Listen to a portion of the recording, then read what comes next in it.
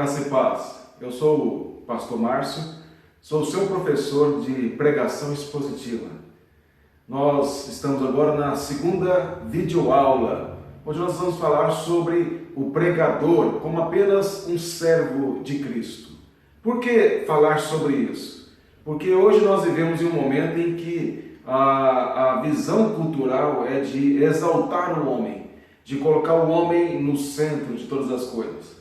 Mas no centro de todas as coisas, não como o iluminismo fez, ou a renascença, mas colocar o homem no centro no sentido do seu coração, dos seus sentimentos, daquilo que envolve o subjetivo. Essa é a característica da pós-modernidade. E naturalmente isso tem afetado a igreja evangélica e os pregadores, muitos envolvidos pela vaidade desse século, usam da pregação como meio de se autopromoverem.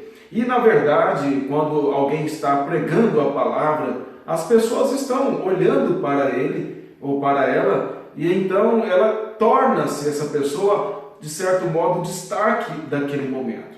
E algumas pessoas não conseguem entender o que realmente Deus requer delas como pregadores da palavra. Por isso, então, eu quero destacar essa questão, mostrar a você a importância de nós compreendermos a nossa real função no que diz respeito à pregação da palavra.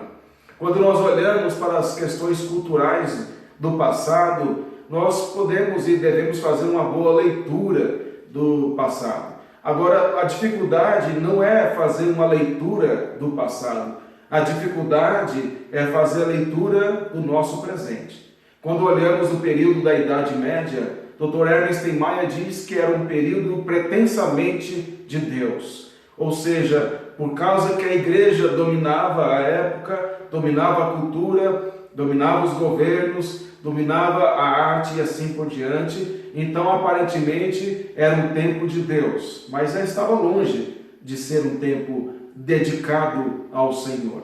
Em seguida isso, nós temos depois a renascença, que é o homem no centro. O homem torna-se a medida de todas as coisas. A renascença precede a reforma protestante, mas em um certo momento ela caminha junto e toma até mesmo forças com a reforma protestante. Por quê? Porque a reforma protestante também foi uma maneira de se libertar das algemas do catolicismo romano. Então, na renascença, nós temos o homem como sendo o centro de todas as coisas.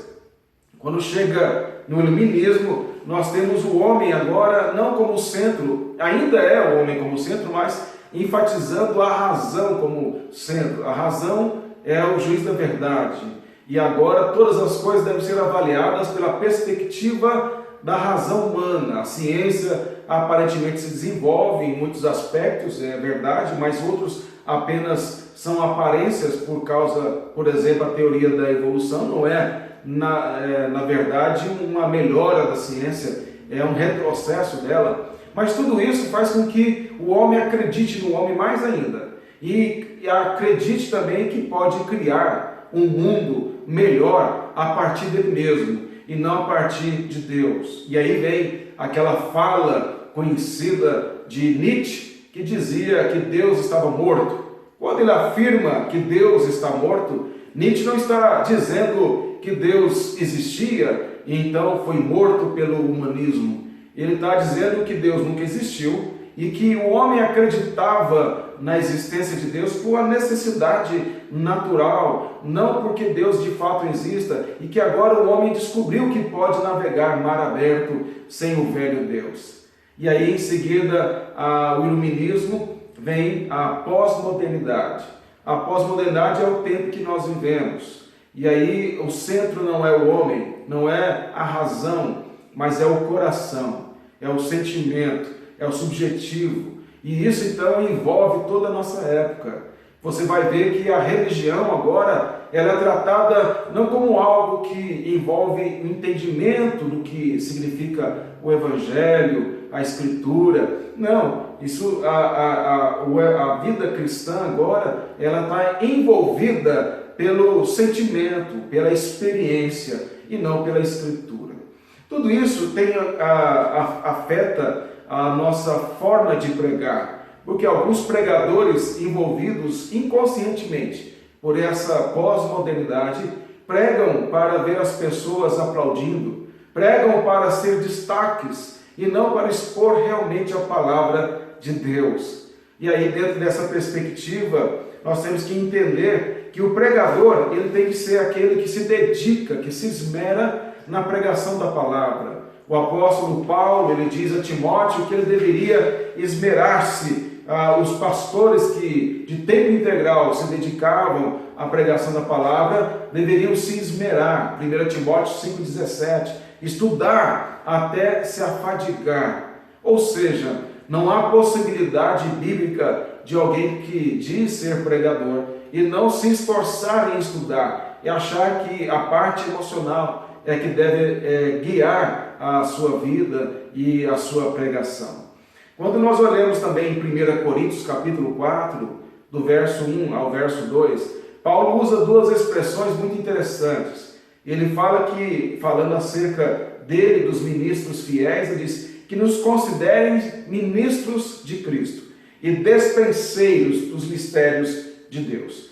Primeiro, então, ele fala que deve ser considerado como ministro de Cristo. A palavra ministro de Cristo é uma palavra utilizada para demonstrar, para falar daqueles escravos que remavam naqueles navios e que eram os mais desprezados. Eles eram colocados ali para remarem até morrer, acorrentados ao navio, de tal forma que se o navio fosse naufragar, eles morreriam, ou eles tinham que remar e remar com todas as suas forças, debaixo de chibatadas, e poderiam morrer ali a qualquer momento, porque eles eram desprezados e descartáveis para aqueles senhores. Paulo diz que o ministro deve se considerar desta forma, como aquele escravo, como aquele que entregou a sua vida ao serviço. Mas Paulo vai dizer também que o pregador, no caso o ministro, o pastor, e eu estou falando mais do pastor devido à função, e aí você aplica a sua vida dentro dessa perspectiva, ele fala que é despenseiro de Deus. A expressão despenseiro, um exemplo que eu poderia dar, bíblico, é o caso de José lá no Egito, quando ele, na casa de Potifar, ele era escravo, ele era um servo, mas ele dominava sobre os outros servos, ele era de confiança de Potifar. Então, o que isso quer dizer? Que o pastor não é escravo da igreja, o pastor não é funcionário da igreja, mas também a igreja tem que entender que os demais membros são também servos de Deus e que o pastor, no caso, ele é o líder desses servos, mas ele também é servo. Ou seja, o que Paulo quer mostrar é tanto combater o orgulho pastoral, como também para não permitir que a igreja enxergasse esta função como sendo uma função que fosse para dar destaque. Como eu já disse no primeiro vídeo, eu vou falar bastante sobre pastor, porque é aquele que mais prega. Mas não quer dizer que você, por não ser pastor, não se aplique à sua vida. Você é um pregador ou uma pregadora, no sentido de que você dá estudos, você faz devocionais, ou você dá discipulado, ou seja, de qualquer maneira, você pode utilizar todo esse conhecimento, ainda que você nunca queira falar em público para a igreja, você é chamado por Deus para discipular pessoas, fazer discípulos, e fazer discípulos é ensinar a Bíblia. Então esse curso serve a você para poder aplicar o evangelismo corretamente. Então essa é a questão que eu quero que você tenha em mente. Outra coisa importante que dentro dessa perspectiva é que o pregador jamais deve buscar para si a glória. Ele jamais deve achar que a sua pregação é para ser visto pelos homens. O que nós temos que entender é que quando nós pregamos a palavra, nós temos uma guerra contra o nosso orgulho, contra a nossa arrogância, e nós temos que lutar contra isso. Jonathan Edwards diz o seguinte: cada crente que deseja buscar a santidade compromete-se na luta contra o pecado. A santificação é uma guerra contínua contra o mundo. a carne e o diabo, para ganhar a piedade que é superior a tudo. Isso exige de cada soldado cristão um compromisso sincero. A vitória nunca virá se você não travar uma guerra no campo da batalha do seu coração. A vitória nunca virá se você não travar uma guerra no campo de batalha de seu coração. E eu estou falando primeiramente da piedade e do caráter do pregador, falando sobre essa questão da importância do pregador de entender que para pregar a palavra tem que ter a consciência de que é um servo de Deus e que faz isso por amor a Cristo, para que depois, em seguida, a gente possa tratar sobre a piedade cristã. Esse capítulo todo é voltado ao caráter, à piedade, ao entendimento correto e bíblico de que o pregador, antes de qualquer coisa, ele é crente, ele é servo, ele é cidadão do reino, para depois a gente tratar de questões mais relacionadas a questões técnicas, a interpretação da Bíblia, a estruturação de um sermão. Que Deus nos abençoe e que esta aula possa edificar a sua vida e você se torne cada vez mais um instrumento nas mãos do Senhor, para a glória dele, para a edificação da igreja e para o seu bem.